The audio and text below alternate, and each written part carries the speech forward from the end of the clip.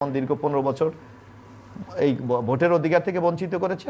এখন তারই একটা নতুন ষড়যন্ত্র শুরু হয়েছে যাতে মানুষের অধিকার মানুষ ফিরে না পায়। আচ্ছা, রহিন হোসেন প্রিন্স, মোশাররফ হোসেন শেষ যে কথাটি বলেছেন যে আগেও ভোটের অধিকার ছিল না, এখন ভোটের অধিকার না দেওয়ার কোনো গন্ধ হয়তো উনি পাচ্ছেন। আসলে কি ব্যাপারটা এমন? সরকারের পক্ষ থেকে তো এমন কথা বলা হয়নি এখনো পর্যন্ত। না, কিন্তু আমি বলি যে যতক্ষণ না পর্যন্ত নির্বাচন কমিশনকে বলা না হচ্ছে যে তুমি বা আপনারা ওই সময় শিডিউলটা ঘোষণা করেন, আপনি শিডিউল ঘোষণা না পর্যন্ত আমরা আশ্বস্ত হতে পারছি না। প্রথম কথা, এমনকি আপনি শিডিউল ঘোষণার পরেও নির্বাচন না হওয়া পর্যন্ত আশ্বস্ত না হওয়ারও কিন্তু অনেক কারণ থাকবে। কেন জানেন? এই যে দেখেন, আমরা অন্ততপক্ষে এই একটা অভূতপূর্ব গণ অভ্যুত্থানের মধ্য দিয়ে এই অন্তর্বর্তীকালীন সরকার গঠন করার পরও আমরা কিন্তু সবাই মিলে যে এই মুহূর্তে একটা নির্বাচিত প্রতিনিধি ক্ষমতায় যাক, তারপরে যার যার কথা বলবো সেইখানে ঐক্যমত হইতে পারে নাই। তা আমরাই তো সংকটগুলো, এই যে নতুন দলের যে বক্তব্য একটু আগে আমরা আলোচনা করলাম সেটাই দেখলেন। আর আমাদের নানা ধরনের অপশক্তি তো আছে যারা আমাদেরকে পেছনে টেনে ধরতে চায়। সুতরাং যতক্ষণ না পর্যন্ত সুনির্দিষ্ট তারিখ ঘোষণা না হচ্ছে এবং নির্বাচন না হচ্ছে, প্রতি মুহূর্তে কিন্তু এই সংকট থেকে যাবে বলে আমি মনে করছি। এবার আপনি সুযোগ দিলে অন্য দুই একটা কথা বলতে পারি। দেখুন, এই যে আলোচনাটা আসলো, এক কথায় পরিষ্কার, আমিও বলেছি, উনিও বলেছেন, মোশাররফ ভাই বলেছেন যে তারা আগামী আমরা যে এইবার যে গণতন্ত্রের আকাঙ্ক্ষাকে ধারণ করে যে গণঅভ্যুত্থান করলাম, অনেক ক্ষেত্রে সেইটাকে বাধাগ্রস্ত করে বরঞ্চ নতুন নতুন সংকট তৈরির দিকে যেতে পারে। কেন? আপনি দেখবেন এইবারের গণঅভ্যুত্থানের পরে আপনি দেখেন মুক্তিযুদ্ধকে বিতর্কিত করার অনেকে প্রচেষ্টা নিল, ৭২-এর সংবিধানকে বিতর্কিত করার প্রচেষ্টা নিল। আপনি দেখবেন এখনও পর্যন্ত যে এই দেশটাকে যাতে ফেল স্টেট হয় এবং নানা ধরনের ঘটনা ঘটে সেইগুলো কিন্তু রয়ে গেছে। কিন্তু আমি দেখলাম যে এই ছাত্র বন্ধুরা তারা কি আলোচনা তুলল, আমি যদি তাদের বক্তব্যটা আমি একটু, যেটা আমি বললাম পড়েছে, তারা বলল যে মুক্তিযুদ্ধ আমরা করেছিলাম এবং যে গণতন্ত্রের কথা বলেছিলাম, এই গণতন্ত্রের লড়াই আমাদের প্রতিনিধিত্ব করতে। খুব কারেক্ট। সংকটের মধ্যে তারা বলছে প্রতিষ্ঠানগুলো ধ্বংস হচ্ছে, এই বিভিন্ন মদ দমন, গুম, বিচারবহির্ভূত হত্যাকাণ্ড, দুর্নীতি, অর্থ পাচার, ঠিকই তো, কারেক্ট। এইটার জন্য তারা বলেছে একটা নতুন রাজনৈতিক বন্দোবস্ত চাই। আমি জানি না নতুন রাজনৈতিক বন্দোবস্ত কী, কিন্তু সহজে যদি বুঝে থাকি যে ওকে, এটা তারা বলতেই পারে। আমরাও বলি যে বিভিন্ন সময় যারা রাষ্ট্র ক্ষমতায় ছিল তারা পারে নাই, সুতরাং আমি যে রাজনৈতিক দল করছি, আমার এই হচ্ছে ম্যানিফেস্টো, আমাকে ভোট দাও, আমি এই দায়িত্ব পালন করবো। তা সে তো আমার অধিকার আছে। তাহলে সেইটা করার জন্য তো আপনার এই কাজগুলো করার দরকার নাই। কেন? ওই যে মোশাররফ ভাই খুবই কারেক্টলি অনেকগুলো কথা বলেছে, কারণ আলোচনা তো পিসমিল। এই সংবিধান আমি তো বলেছি তার ত্রুটি আছে, সেটা আমরা অসম্ভব দূর করতে হবে। এই সংবিধানে বলা নাই যে, বলা তো আছেই, জনগণের প্রত্যক্ষ ভোটে নির্বাচিতরাই দেশ শাসন করবে, বলা আছে না? জি। আচ্ছা, আরেকটা দিক, তাহলে হচ্ছে কি তাই? হচ্ছে না। তাহলে তো লেখা থাকলেই হয়, তা তো না। আচ্ছা, আরেকটা কথা শুনে রাখেন, সংবিধানে কিন্তু লেখা আছে যে কোনো অনুপার্জিত আয় ভোগ করার অধিকার কারণ নাই। কিন্তু আপনি বলেন টাকা পাচার, দুর্নীতি কোথায়? নাই। তাহলে খালি লেখা দিয়ে তো হয় না, তাহলে এইটাকে ধরে অনুশীলন, তাও হয়টা কি? এখন আপনি আবার একটা সরলীকরণ করতে পারি, কথার কথা অনেকে ওরা বলে, আচ্ছা সবাই মিলে এক হলে হয়ে যাবে। সবাই মিলে তো এক হলে হয় না রে ভাই। কারণ কথাটা একটু জানি না উদাহরণটা কেমন হবে। ধরুন আপনি যখন একটা রিক্সায় চড়বেন, দুর্নীতিগুলো বন্ধ করতে পারি, তাহলে সেরকম জায়গায় যেতে পারবো। কিন্তু আমরা তো এক হতে পারবো না। কেন? সহজ কথা, ধরুন আমি তো মনে করি প্রত্যেকের চাওয়া পৃথক। আমি তো মনে করি যে এই যে ধরনের সংস্কারের কথা ওঠে, আরে কমিউনিস্ট পার্টি তো বহুদিন ধরে বলতেছে সমাজতন্ত্র ছাড়া মুক্তি নাই, তার জন্য বিপ্লবী গণতান্ত্রিক পরিবর্তন করতে হবে, মানে বড় বড় সংস্কার। ওই যে ছোট সংস্কার, আমাদের কমিউনিস্ট পার্টি মনে করি বড় সংস্কার ছাড়া কিছু হবে না। কিন্তু তাকে আমি জোর করে এখন করবো না, আমি ম্যান্ডেট পাওয়ার পরে করতে চাই। ক্লিয়ার? তারপরে যেমন ধরেন যে এই ধরনের কথা ওঠে, অনেকে তো খেলাফত প্রতিষ্ঠা করতে চায়, অনেকে তার জাতীয়তাবাদী অংশ নিয়ে করতে চায়, তারা তো দফা আছে। তাহলে সমাধান কোথায়? আপনি তো জোর করে সমাধান করতে পারবেন না। সমাধান একটাই, জনগণের কাছে ফাইনালি যেতে হবে। নতুন যে রাজনৈতিক দলটি এসেছে তাদেরকে শুভকামনা রাজনৈতিক নেতৃবৃন্দ জানিয়েছেন। আগামী যে নির্বাচন, সেই নির্বাচনে নির্বাচনে অংশগ্রহণ করতে হলে তাদেরকে নিবন্ধন পেতে হবে।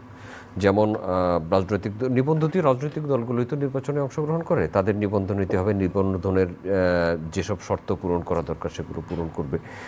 তাতে কি আপনি মনে হয় যে ডিসেম্বরের মধ্যে এই সব কিছু করে নির্বাচনে তাদের অংশগ্রহণ বা সরকারের পক্ষ থেকে ডিসেম্বরের মধ্যে নির্বাচন দেওয়া সম্ভব? এখন আপনি যে একটি কথা বলেছেন, আপনি তো গণতন্ত্রে বিশ্বাস করেন, আমরা তো গণতন্ত্রের জন্য সংগ্রাম করি। একটা দলের জন্য কিন্তু নির্বাচন বসে থাকবে? এই প্রশ্ন তো জনগণের মাঝে হতে পারে। একটা নতুন দল হয়েছে, ঠিক আছে, তারা তাদের নির্বাচন কমিশনের যে বিধিবিধান আছে, নিয়মকানুন আছে, পূরণ করে তারা নিবন্ধনের জন্য আবেদন করবে, এইটাই নিয়ম। এখন আপনাকে আমি তাই বলি, আমি একটু প্রিন্সিপালের সাথে একটু যোগ করি। আপনি বললেন যে এই নতুন সংবিধান রচনা করতে হবে অথবা বাংলাদেশকে নতুনভাবে সাজাতে হবে। আমরা কি শুনেছি এই যে বাংলাদেশে যে আমাদের যে প্রতিষ্ঠানগুলির কারণে আমরা এই যে নানা সংকটগুলি আমরা বারবার আমরা এগুলোর মধ্যে নিপতিত হই, সেগুলি সংস্কার বা কিভাবে এগুলিকে কার্যকরী করা যায়, এইগুলি নিয়ে কোনো কথা আমাদের মধ্যে আছে? এদেরকে প্রতিষ্ঠা করার জন্য সহযোগিতা করে, তাদের বিরুদ্ধে কি ব্যবস্থা হবে আমরা সে ব্যবস্থা করিনি, অথবা কারা কি যোগ্যতায় নির্বাচন কমিশনার হবে সেই ক্রাইটেরিয়া আমরা করতে, এগুলির দিকে কিন্তু আমরা নাই। আজকে বিচারপতি 10 বছর যদি হাইকোর্টে প্র্যাকটিসের বয়স হইলে আপনি বিচারপতি দিতে পারেন, কিন্তু তার প্র্যাকটিসের তার কতটুকু কন্ট্রিবিউট আছে, সে কি খুব ভালো পারফরমেন্স কি ওখানে শো করছে, তার কি কোনো পাবলিকেশন আছে, অথবা কোনো গুরুত্বপূর্ণ মামলায় সে কি রোলটা প্লে করেছে, এই ধরনের কিছু শর্ত অথবা কিছু কন্ডিশন যদি আপনি জুড়ে দেন, হয়তো আমরা পুরো পরিপূর্ণ পাবো না, কিন্তু কিছু তো মানসম্পন্ন আমরা বিচারপতি বলেন অন্য ক্ষেত্রে পাবো। কোনো ক্ষেত্রে আপনার কোনো আলোচনা নেই, আপনি শুধু রিপাবলিক নিয়ে আছেন। আপনাকে যদি এই কয়েক দফা বৈঠক করেছেন, এটা আমি তো ধরেন আমরা তো দলের একটু নিম্ন পর্যায়ের, এখানে তো শীর্ষ নেতা প্রিন্স ভাই আছে, প্রিন্স ভাই এটা তো ভালো বলতে পারে। তবে আমরা একটা বৈঠক করেছে, তারা বিশেষ বিশেষ ইস্যুতে কথা বলেছে। তা ওই ইস্যুতে কথা বলা আর আলোচনা শুরু করা অপ্রয়োজনীয়, মানে ওই সরি আমি বলি যে আসল আলোচনা হয়নি। ওইটা হয়তো প্রয়োজনীয় ছিল চা খাওয়ার জন্যে, কিন্তু কোনো প্রয়োজনীয় আলোচনা এখনও শুরু হয়নি। আমি এটা খুবই গুরুত্ব এবং খুবই কারেক্ট জায়গায় বলেছেন এবিএম মোশাররফ হোসেন, যেটা আমিও একটু কোট করি। 5ই অক্টোবর ওনারা ক্ষমতা নিলেন, তো 8ই আগস্ট সেকেন্ড দ্বিতীয়বার আমাদেরকে ডাকলেন, যদিও ইস্যুটা ছিল ডিফারেন্ট ইস্যু, কিন্তু ওই যে রাজনীতিবিদরা অনেক সময় একটু নাক না গলাইলে ওই যে আপনারাও বা মানুষ বোঝে না, মনে করে যে ওনাদের ডাকলে ওনারা তো কিছু বললো না। কিন্তু আসলে সেই গ্রহণযোগ্য নির্বাচনের জন্য যা যা সংস্কার করা দরকার সেটা করে দ্রুত নির্বাচনের কাজটা গ্রহণ করুন। কবে হয়ে গেল বলেন? এবং কাজটাই ওইটা কিন্তু খুবই কারেক্টলি বলছে যে আমরা নির্বাচন কিন্তু কেউ, আমি যদি বুঝে থাকি ওনারাও খালি নির্বাচন চাচ্ছে না, কারণ নির্বাচন ব্যবস্থা তো ফেল করে গেছে, ওর জন্য সংস্কার করে একটা নির্বাচন করতে হবে। সেই আলোচনা দেখেন আপনিও সুনির্দিষ্টভাবে করতে পারছেন না, কারণ আপনার চোখের সামনে আসছে না। ওনারা ডাউস বইও লিখলো, তারপরে এতদিন ধরেও তো আলোচনা করতে পারলো না। ওনারা কথা আছে, যেটা আমি জানি না, যে কথা ছিল যে এই যে 15ই ফেব্রুয়ারিতে যে ওনার ঐক্যমত্য কমিশনের, ওইটা যদি বলেন ওই যে একটা লাঞ্চিং সেরিমনির মতো আর কি, বুঝছেন, যে আমরা করিলাম, এটা দরকার ছিল না, তো আমরা পত্রিকায় দেখেছিলাম ওনারা 1 তারিখ থেকেও শুরু করবেন শুনেছিলাম। তা আজকে তো কয় তারিখ? 2 তারিখ। কোনো খবর তো পেলাম না, চিঠিও পাইনি। যদিও ওই আলোচনা ওনারা 2-4 দিনে মেলা ভালো সব কিছুর সমাধান হবে তা কিন্তু আমরা মনে করছি না। জনগণ যেন এটা ভুল না বোঝে, সেটা বুঝতে হবে, কিন্তু আপনি গণতান্ত্রিক ধারাটা চলবে। কিন্তু তাহলে সেইটা করার আগেও দরকার কি, আপনি আসেন 1, 2, 3, 4 করে বলেন, ওনারাই বলুক যে ঐক্যমত্য কমিশন করছে, আমি এখান থেকে আরও সুনির্দিষ্ট প্রস্তাব দিই, ওনারা এখানে এসে বলুক যে আমরা সুষ্ঠু গ্রহণযোগ্য নির্বাচনে 1, 2, 3, 4 ন্যূনপক্ষে এই 25টা পয়েন্ট ছাড়া সুষ্ঠু গ্রহণযোগ্য নির্বাচন হবে না, কোনো প্রবলেম নেই। তাহলে এইটা নিয়ে আমরা আলোচনা শুরু করি। এটা ডক্টর মোহাম্মদ ইউনূসের সাথে যে কথাটা আমাদের কমপ্লিট হয়ে আছে সেটাকে উনি গ্রহণ করুক। এই কয়টার মধ্যে যে কথাগুলোকে আমরা ঐক্যমত্য হব তিনি সেইটাকে গ্রহণ করেই নির্বাচনের তারিখ আগেই ঘোষণা করুক, কারণ এইগুলো করতে 15 দিন সময় লাগার কথা না। আমি তো 15 দিন দেখি না, বিশেষ করে নির্বাচন ব্যবস্থার সংস্কার। একটা আরও উদাহরণ দিই, কংক্রিট উদাহরণ দিই, ওনার সামনে পরিষ্কার করে বলি। ধরেন আমাদের অনেকগুলো পয়েন্টে তখন এগুলো আলাপ আলোচনা করে আমরা তো কাছাকাছি আসলে তখন ঐক্যমত্য হব। তাহলে এখন দরকার হচ্ছে কি, আপনি কিভাবে সবার ভোটের অধিকার নিশ্চিত হবে, কিভাবে সবাই ভোট কেন্দ্রে যেয়ে নির্ভয়ে ভোট দিতে পারবে, ভোটটা ঠিকমতো গোনা হবে, প্রচার হবে, কিভাবে টাকার খেলা বন্ধ হবে এবং সবাই যোগ্যতা থাকলেই যাতে দাঁড়াইতে পারে, টাকা নাই এজন্য যেন সে দাঁড়াইতে না পারে, নির্বাচনে দাঁড়ালে যাতে পেশি শক্তি ভয়ের রাজত্ব কায়েম না হয়, কোনোভাবে যাতে ম্যানিপুলেশন না হয়। নির্বাচনের জন্য এই জায়গায় 1% ভোট, হ্যাঁ ওই পয়েন্টটা যদি বলি, স্বাক্ষরের দরকার। আমি কাকে ভোট দেবো না দেবো তো গোপন না, এটা গোপন বিষয়। গোপন বিষয় আমি চাই কিভাবে, আর স্বতন্ত্রদের ওইটা প্রয়োজন নাই। তো ওই যে বললাম এগুলো কিন্তু ইজি হয়ে যাবে, একসাথে বসেন দেখবেন যে আমরা মেজরিটি কি মনে করছি, আপনি ইয়েস করে এটা দিয়ে দেন। মানে আমি বলছি যে এই ধরনের বিষয়, কিন্তু আপনি বড় বড় বিষয় আরও ভালো আলোচনার সময় দিতে হবে। তাহলে এগুলো নির্ভর করছে আপনার ইচ্ছার উপরে। তাহলে আজকে যারা এত অন্য অন্য কথা বলছে, আমি তো মনে করি তারা এই যে ধরেন এই যে আমরা এত বড় ঘটনা যেটা ঘটালো, আপনি যদি বলেন ভাই, আমি যেমন আজকে একটা আমার খুবই মানে কি বলে পণ্ডিত এক ব্যক্তির সাথে আলোচনা, উনি আমাকে বললেন যে দেখেন প্রিন্স, আমি কিন্তু ভাই সহজে বুঝেছি মানুষ তিনটা জিনিস চেয়েছিল। আমি কি চেয়েছিল স্যার? উনি আমার শিক্ষক আমাদের, তা বলে যে মানুষ প্রথমে চেয়েছিল এই স্বৈরাচার যে কোনোভাবে হটাই দাও। যাও। তারপরে কি বলে যে কোনোভাবে তারা যে ভোটের অধিকার ধ্বংস করে দিছে, ভোটের অধিকার ফিরে নিয়ে আসো। তা স্যার তিনটা, আর একটা কি? আর একটা হচ্ছে দুর্নীতি। উন্নয়ন হ্যাঁ হয়েছে, দেখাও গেছে, কিন্তু দুর্নীতি এমন হয়েছে, এই দুর্নীতিটা কিভাবে বন্ধ করা যায়, কাজ করা দরকার। এই তিনটাই তো মানুষ চাইছে, আমি এর বেশি কিন্তু বুঝতে পারিনি। আর তোমরা রাজনীতিবিদরা কি করছো এত আলোচনা করে, কেন যে জটিলতা তৈরি করছে আমি কিছু বুঝি না। সেই তিনটা কি এখন হয়েছে? ওই যে এই তিনটার তো কোনোটাই আপনি বলেন, আমাকে আপনি বলেন যে হ্যাঁ স্বৈরাচার তো Yes, আমাকে যদি বলেন, তাহলে আপনি এইগুলো কাল পরশু পারবেন তা না।